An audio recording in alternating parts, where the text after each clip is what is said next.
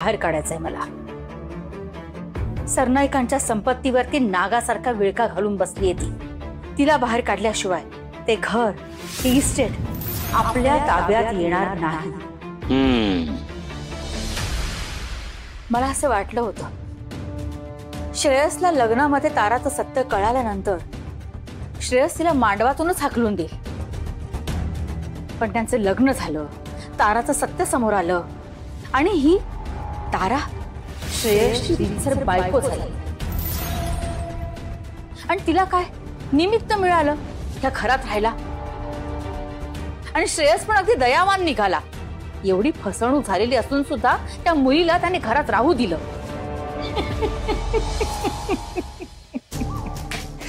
शकू, तुझं प्लॅनिंग एकदम स्ट्रॉंग असतं, पण अंमलात आणताना माती खातेस तू।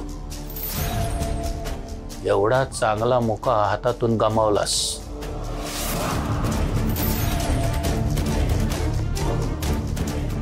पण श्रेयस तिला भयंकर शिक्षा तर करतोच आहे, पण तिला घरातून बाहेर काढायचं नाव घेत नाहीये। तिला घरातून बाहेर कसं काढायचं हाच प्रश्न आहे माझ्याकडे, आणि उत्तर माझ्याकडे आहे। तुम्हाला माहितच आहे, उत्तर माझ्याकडे असतात। काय डोक्यात आहे तुमच्या? सांगा ना, मला माहित आहे तुमच्याकडे काही ना काहीतरी मार्ग नक्की असणार। बोला बोला ना, सांगा काय ते। हो हो हो हो, सांगतो, सगळं सांगतो। जरा धीर धर। किती उतावीळ होतेस हा? नाही, मी प्लॅन सांगेन, पण त्या बदल्यात मला काय मिळणार आहे? गेला महिनाभर मी या जेलमध्ये सडतोय। तुझ्या मनात असतं ना तर तुम्हाला केव्हाच बाहेर काढलं असतंस, पण तुला सरनाईकांच्या घरातली छान शौकी मिरवायची आहे, शिवाय सहानुभूती मिळवायची आहे। बिचारी शकुंतला आत्या, नवरा फारच वाईट निघाला। आपण आता तिला सांभाळूया, तिचा सांभाळ करूया, तुझी खोटी आसू पुसावी, असं वाटत असेल ना तुला? म्हणून मला इथे अडकवून ठेवलंयस। आता तारा समोर हात टेकलेस म्हणून पाया पडायला आलीस माझ्या। तुम्ही इथे काय माती खाल्ली होती म्हणून आला होतात हे तुमच्या लक्षात आहे ना? तुम्हाला बाहेर काढणं एवढं सोपं वाटलं का तुम्हाला? की आलं मनात आणि उघडलं जेलचं कुलूप? तुम्ही ताराला आणि श्रावणीला विकायला निघाला होता। मी जर तुम्हाला इथून इतक्यातच बाहेर काढलं तर घरातल्या सगळ्यांचा आणि मुख्य म्हणजे श्रेयसचा माझ्यावरचा विश्वास ओढून जाईल, आणि मग ना मुलगा मिळणार ना त्याची संपत्ती। नको मिळेल मला मुलगा, मुलात इंटरेस्ट तुला आहे, मला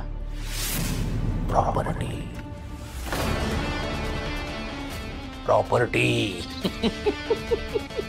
संपत्ती, आणि ती मिळवण्याकरता मी वाटेल त्या थराला जाऊ शकतो।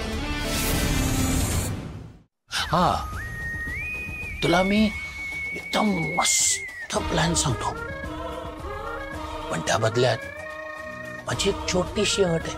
अट? कोणती अट? अट इतकीच आहे की मला इथून बाहेर काढायचं आणि सन्मानाने सरनाईकांच्या घरात घेऊन जायचं। काय? हो। डोकं ठिकाणावर आहे का तुमचं? सरनाईकांच्या घरात सन्मानाने, आणि तुम्हाला हा विचार पण करू नका तुम्ही। श्रेयसचा जीव घेण्याचा प्रयत्न केलाय तुम्ही, तुम्हाला दारात सुद्धा उभं करणार नाहीयेत ते। सन्मान कसला आलाय? ठीक आहे, निघतो। अहो निघ काय? मला प्लॅन सांगा ना काय तो। अट? पण ते कसं शक्य आहे? तो तुझा प्रॉब्लेम आहे। नाटक करण्यात तर तू माहिर आहेसच। मला इथून बाहेर काढण्याकरता एक नवीन नाटक शोधून काढ आणि मला बाहेर काढ। प्लॅन हवाय ना तुला? ठीक आहे, सांगा मी बघेन तुमची अट कशी पूर्ण करायची ते. नाही पूर्ण केलीस तर तुला इथे आणण्याची व्यवस्था करू शकतो. ही नोंद कायम मनात ठेव. आलंय माझ्या लक्षात. सांगा सांगा काय करायचं ते. शकुंतला, तू श्रेयसला ओळखायला कमी पडलीस. म्हणजे ताराला त्रास द्यायला आवडतो म्हणून त्याने नाही घरात ठेवून घेतली. मग तिला बघून त्याला आपल्या बायकोची म्हणजे आराध्याची आठवण येते. ती सतत आपल्या आजूबाजूला आहे असंच त्याला जाणवत राहतं. काय असं वाटतं तुम्हाला? हो. अहो पण त्याला तिचा चेहराही पाहायचा नसतो, कारण तो चेहरा आराध्याची आठवण करून देतो त्याला. बरोबर. तीच तर गंमत आहे जी तुला कळत नाही. एकाच वेळी त्याला आराध्या या जगात नाहीये हे सत्य पचवायचंय आणि जणू काही ती जिवंतच आहे हा भास देखील त्याला हवा हवासा वाटतोय. तू लिहून घे माझ्याकडनं. शकू, ताराचा चेहरा आराध्यासारखा नसता तर त्याने तिला कधीच घराबाहेर हाकलवून लागला असता. तिचा आराध्यासारखा चेहरा त्याला कायमच तिच्याशी जोडून ठेवेल आणि एक दिवस तो तिला आपलं म्हणेल 100%. तिचा चेहरा बदलणं हाच आणि हाच एकमेव मार्ग आहे आपल्याकडे. काय? अहो काय बोलताय तुम्ही? तिचा चेहरा बदलणं कसं काय शक्य आहे?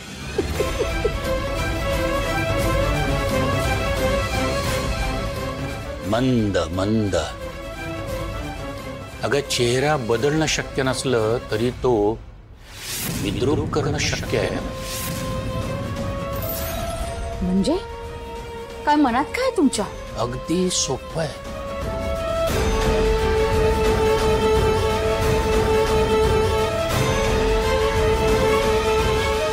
तारावर केमिकल हल्ला करायचा.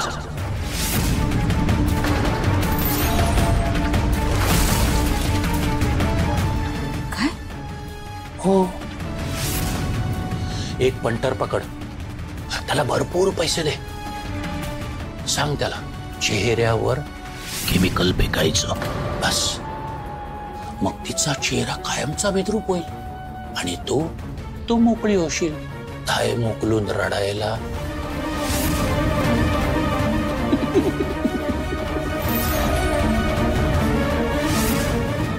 वा.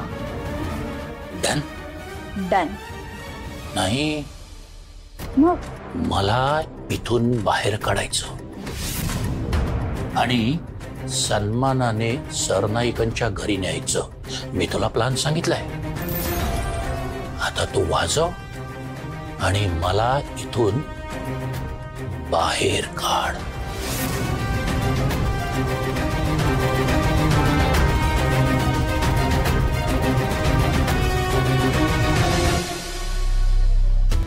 नाही नाही नाही नाही, मी येणार नाहीये.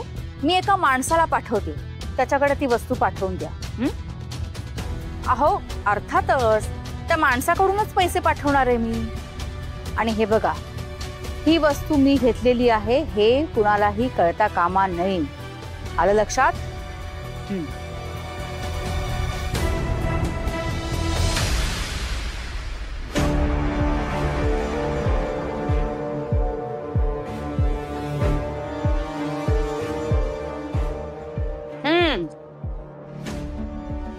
अरे सावकाश सावकाश. कोणतीही गोष्ट एकदम गिळायला जाऊच नाही. मला येताना बघितलं ना म्हणून नाही केली.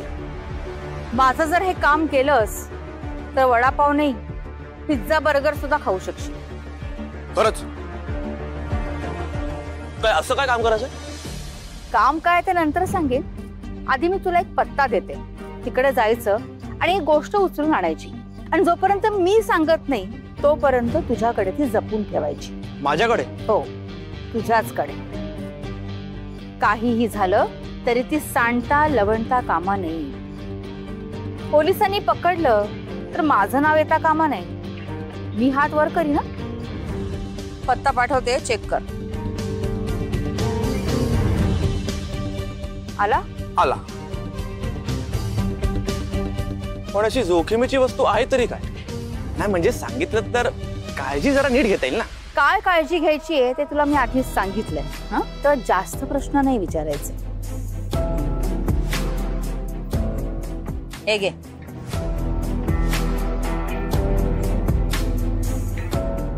त्याच्याकडून सामान आणशील, त्याला हे पैसे द्यायचे.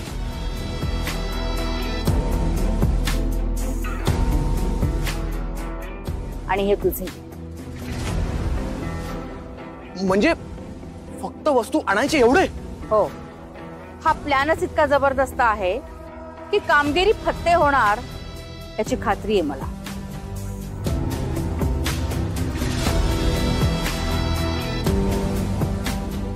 होईल ना? 100%. व्हायलाच पाहिजे.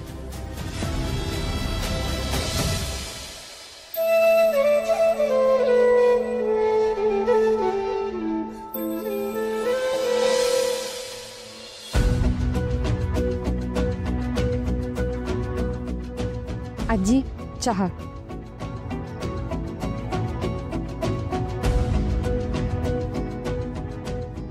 तारा, अगं काय चालवलेस काय तू? हा, आधीच तुझा हात बरा नाहीये आणि त्यात तू ही कामं करतेस का? आपल्याकडे नोकर चाकर काय कमी आहेत का? आणि अगं 2 जबाबदार बायका पण आहेत, त्या करतील ही सगळी कामं. श्रेयस निर्दयपणे वागतोय, त्यात तुला स्वतःला भर घालायची काही गरज नाहीये. हा आजी, आई, अहो संसार म्हटले की हाताला चटके आलेच. आधी हाताला चटके मग मिळते भाकर, हे तर ठरलेलंच आहे. आणि कौतुक तरी किती करणार हो. म्हणजे तुम्ही खूप कौतुक कराल, पण ते श्रेयसला पटलं पाहिजे ना. तो तर वाटच बघत असतो, ही अट कधी मोडते आणि तो शिक्षा कधी करतोय ते. बिचारी तारा, तुझ्या चेहऱ्याने हा घात केलाय. हा चेहरा जर नसता तर ही वेळच आली नसती, नाही का?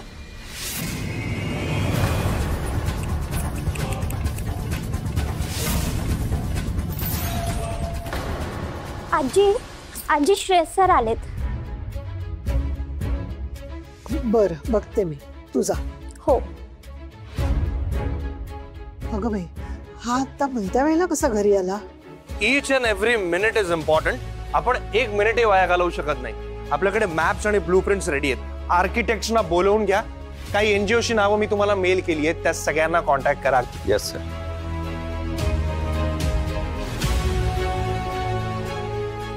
गार्डन लेआउट साठी एक्सपर्ट शोधा. हो सर. आजी, श्रेयसला असं बघून खूप अभिमान वाटतो. या ना प्लीज, बसा. हां.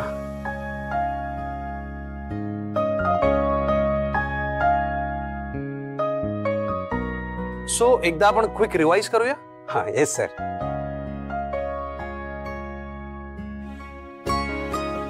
मॅप्स आणि ब्लूप्रिंट्स, आर्किटेक्ट आणि गार्डन लेआउट एक्सपर्ट, राईट, आणि एनजीओशी संपर्क. Perfect, good, very good.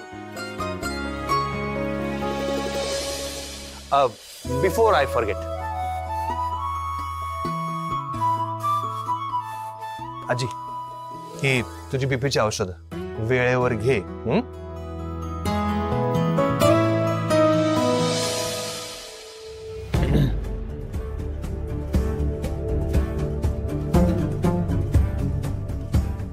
घरात पाहुणे आलेत, त्यांना चहा नाश्ता वगैरे मिळणार आहे का काही?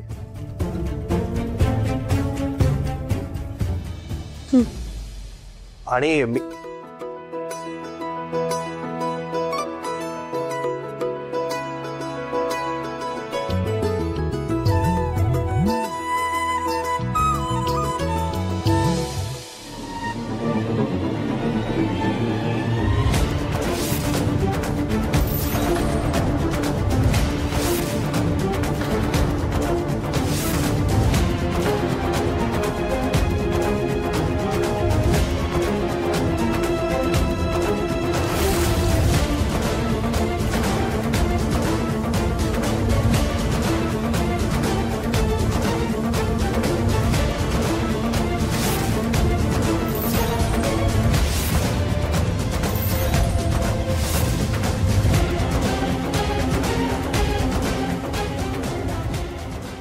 काय करता रे?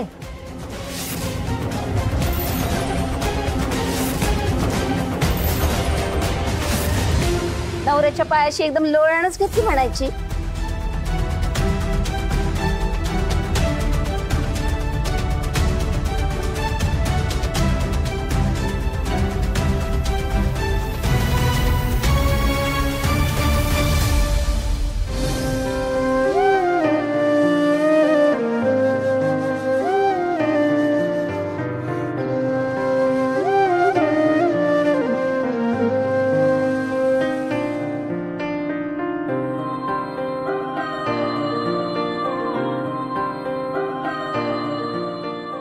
कशीस बाळा तू?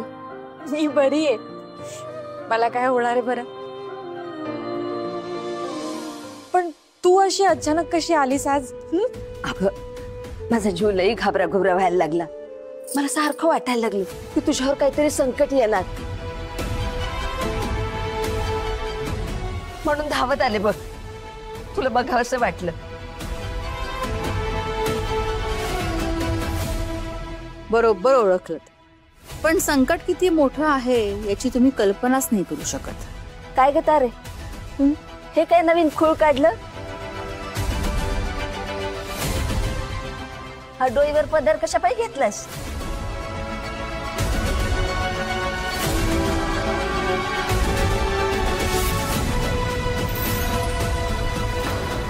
अगं मला तुझं तोंड बी दिसेना. एवढी धावत आले तुला बघाया. मला तुला बघू तर दे.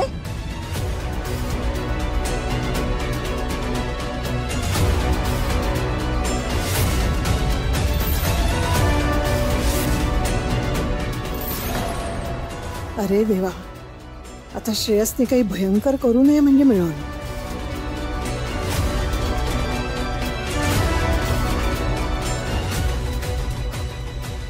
वा वा, करा तो पदर बाजूला. दिसू दे तिचा चेहरा श्रेयसला. मग बघा कशी मज्जा होईल.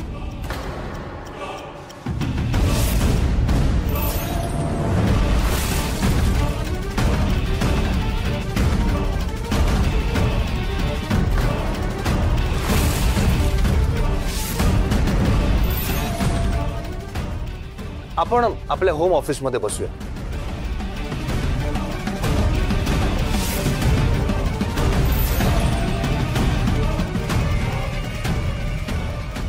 घरच्यांच्या पर्सनल स्पेस मध्ये त्यांना डिस्टर्बन्स नको. आणि उद्या आपलं फायनान्सर समोर प्रेझेंटेशन आहे.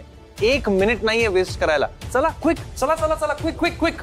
आजी, आत्या, मी पण आलो फ्रेश होऊन. मी पण येतो.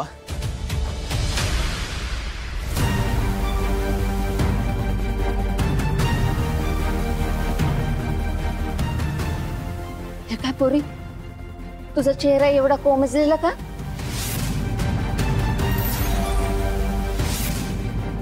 अगं लग्नानंतर तर पोरींच्या चेहऱ्यावर तेज येतं. समजा ठीक आहे ना? माझ्यापासून काही लपवत तर नाहीस ना तू? काही लपवत नाहीये मी तुझ्यापासून.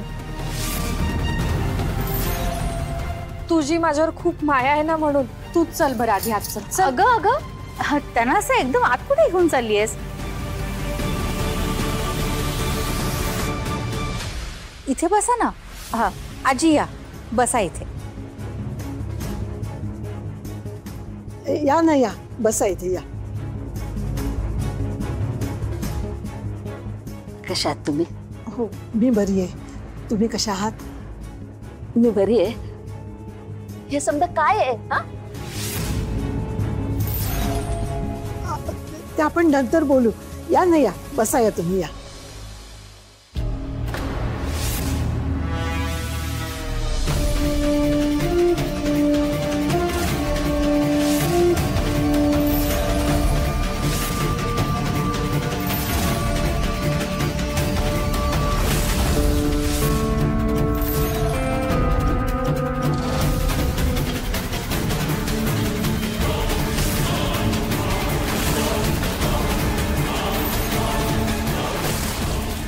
हे काय? माझ्या नातीच्या फोटोला हार घातला? माझी नात जित्ती आहे आणि तिच्या फोटोला हार कशा पायी घातला? हा सांगा सांगा ना.